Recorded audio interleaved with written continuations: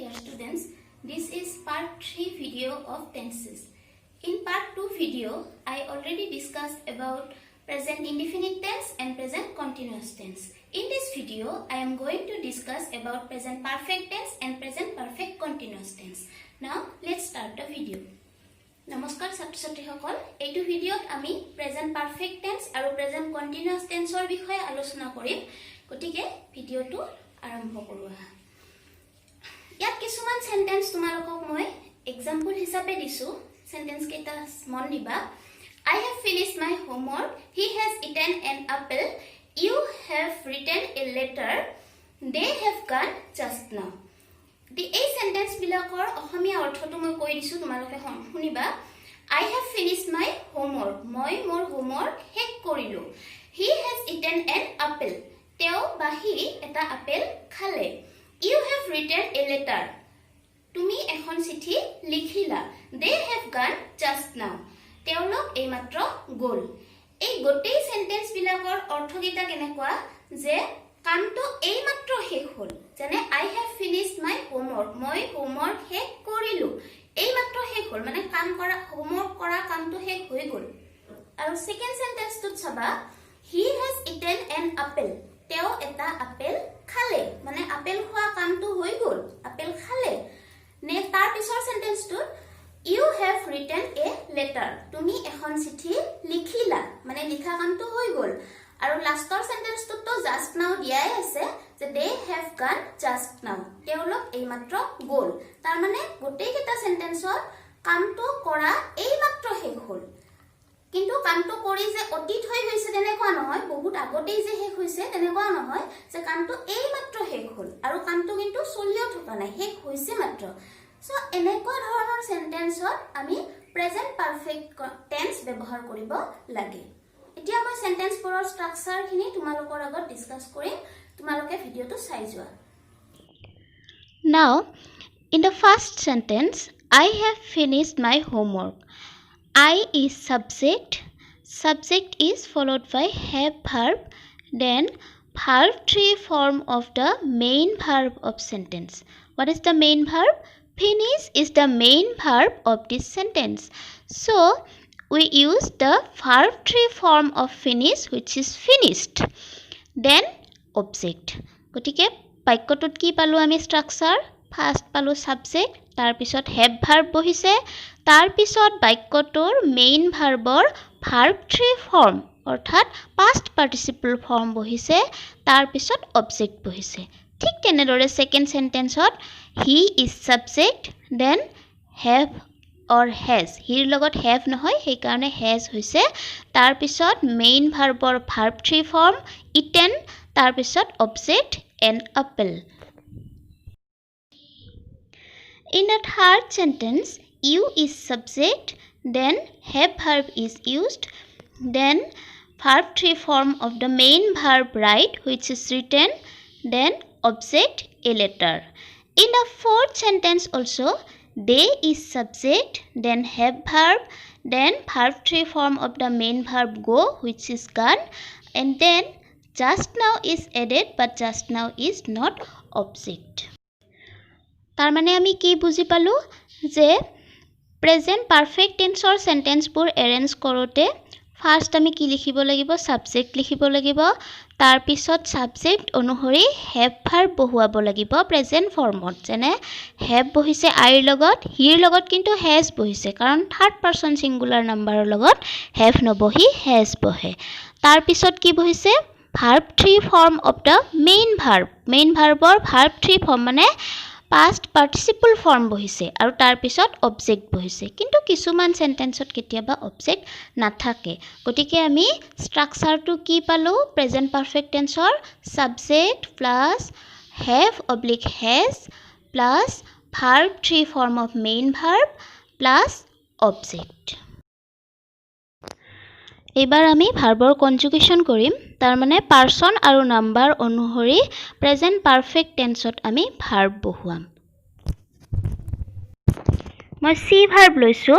এতিয়া present perfect টেন্সত first person singular নাম্বাৰত হ'ব I have seen, first person plural নাম্বাৰত we have seen, second person singular number you have seen, second person plural number you have seen, third person singular number he, she, it has seen, third person singular কিন্তু have নবহি has বহে আৰু third person plural number they have seen, the people have seen এনেকে ধৰণৰ আমি ভাৰ্বৰ কনজুগেশ্যন কৰিব লাগিব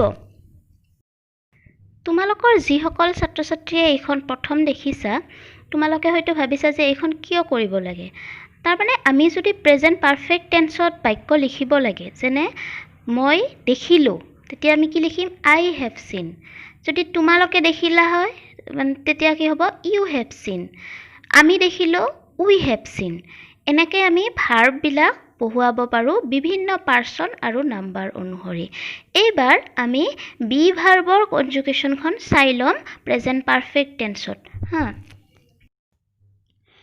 B ভাৰ্বৰ কেনেকৈ লিখা যাব I have been বি ভাৰ্বৰ verb three form been I have been we have been you have been he she it has been they have been এনেদৰে তোমালোকে বেলেগ বেলেগ ভাৰ্ব লৈ কনজুগেশ্যন কৰিবা কনজুগেশ্যন কৰি অভ্যাস কৰিবা I hope you understand the structure, uses and conjugation of present perfect tense. Now I will discuss about present perfect continuous tense. Present perfect continuous tense holo ketaman example disu tumaloke sai loba I have been writing for 2 hours. They have been playing for 1 hour. It has been raining since morning. We have been reading in the school since 2012. এই বাক্য কেইটা কি বুজাইছে I have been writing for 2 hours. মই 2 ঘণ্টা ধৰি লিখি আছো মানে 2 ঘণ্টা আগতেই মই লিখা কামটো কৰিছিলো আৰু এতিয়ালৈকেও মই লিখি আছো মোৰ কিন্তু লিখা কামটো চলি আছে 2 ঘণ্টা আগৰ পৰা এতিয়ালৈকে লিখা কামটো চলি আছে ঠিক তেনেকে they have been playing for 1 hour হিহতে 1 ঘণ্টা ধৰি খেলি আছে হিহতৰ খেলা কামটো 1 ঘণ্টা আগতে আৰম্ভ হৈছিল আৰু এতিয়ালৈকে খেলা কামটো হিহতৰ চলি আছে গতিকে আগতে আৰম্ভ হোৱা কাম এটা বৰ্তমান সময়লৈকে যদি চলি থাকে তেনে ধৰণৰ সেন্টেন্সত আমি প্ৰেজেন্ট পাৰফেক্ট কন্টিনিউয়াস টেন্স ব্যৱহাৰ কৰো ইয়াত কিন্তু এটা বস্তু তোমালোকে মন কৰিবলগীয়া যেতিয়া টাইমটো লিখা হয় তাৰ আগত কিছুমানত ফৰ লিখা হয় আৰু কিছুমানত সিন্স লিখা হয় যেতিয়া পিৰিয়ড অফ টাইম থাকে তাৰ আগত ফৰ থাকে আৰু পইণ্ট অফ টাইম থাকিলে তাৰ আগত সিন্স থাকে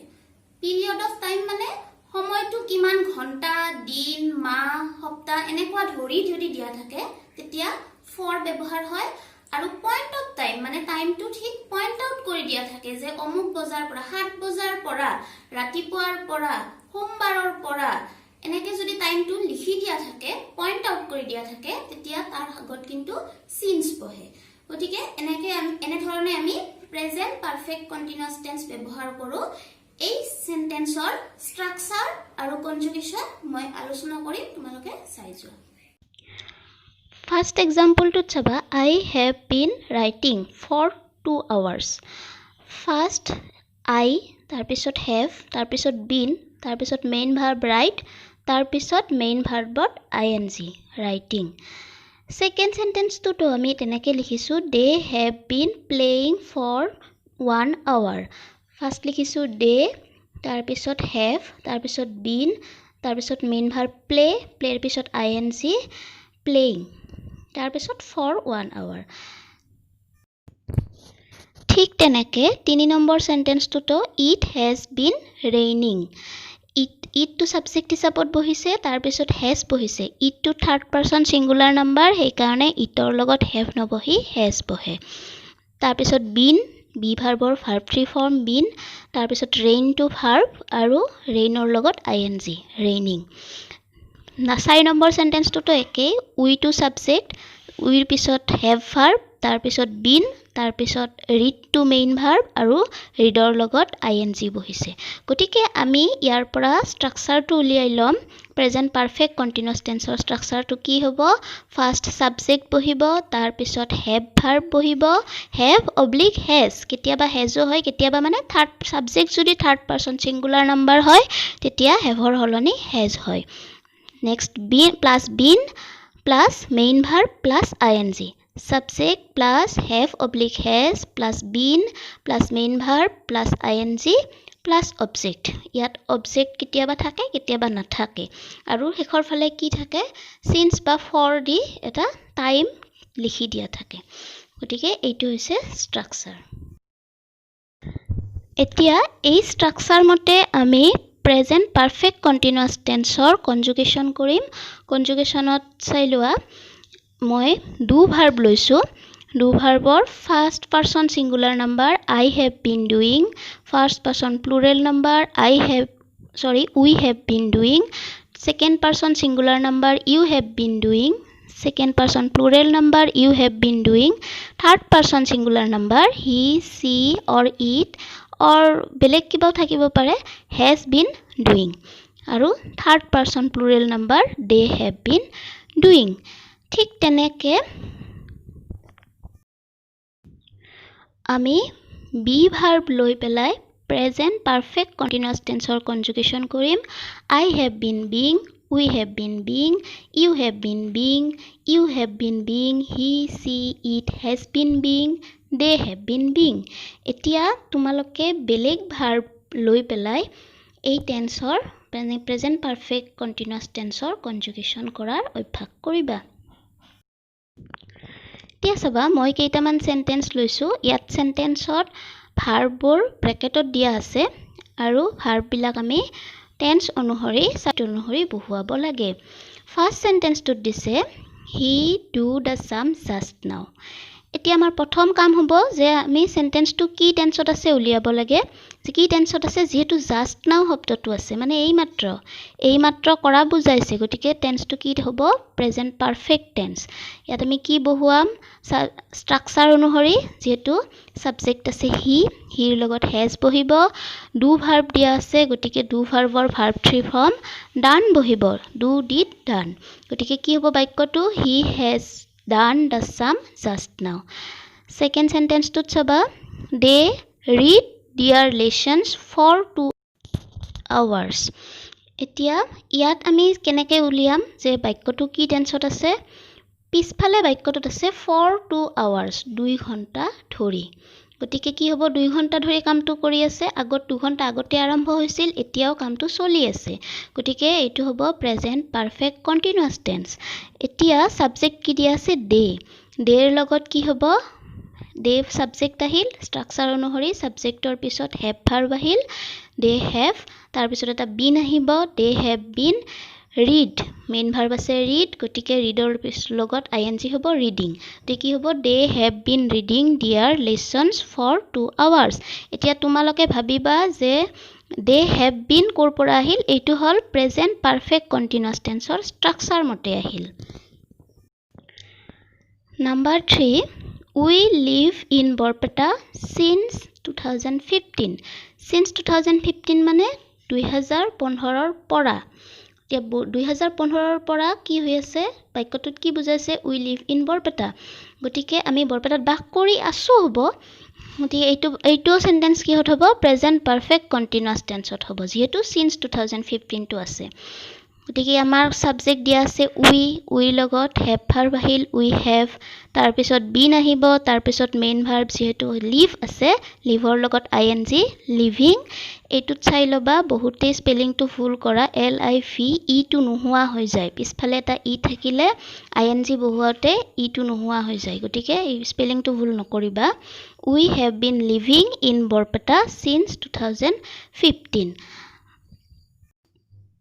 4 নম্বৰ সেন্টেন্সটোত আছে I arrive home just now arrive মানে আহি পোৱা এতিয়া কি হ'ব I arrive home just now আছে কাৰণে আমি গম পালো যে সেন্টেন্সটো এই মাত্ৰ কামটো হৈছে গতিকে কি হ'ব প্ৰেজেন্ট পাৰফেক্ট টেন্স গতিকে ইয়াত প্ৰেজেন্ট পাৰফেক্ট টেন্সৰ স্ট্ৰাকচাৰ মতে I লগত have হ'ব arrive ৰ ভাৰ্ব 3 ফৰ্ম হ'ব arrived, I have arrived home just now. এতিয়া তোমালোকৰ কিন্তু ভাৰ্বৰ লিষ্টসমূহ মনত থাকিব লাগিব, তেতিয়াহে এইবোৰ কৰিব পাৰিবা। গতিকে ভাৰ্বৰ লিষ্ট যেনেকৈ নহওক মুখস্থ কৰিবা, যিকোনো গ্ৰামাৰ কিতাপতে পাবা। গতিকে ষ্টুডেণ্টছ, আজিৰ ভিডিঅ'টো আমি এইখিনিতে শেষ কৰিলোঁ। মই ভাবোঁ তোমালোকে প্ৰেজেণ্ট টেন্সৰ গোটেইকেইটা ভাগ বুজি পাইছা।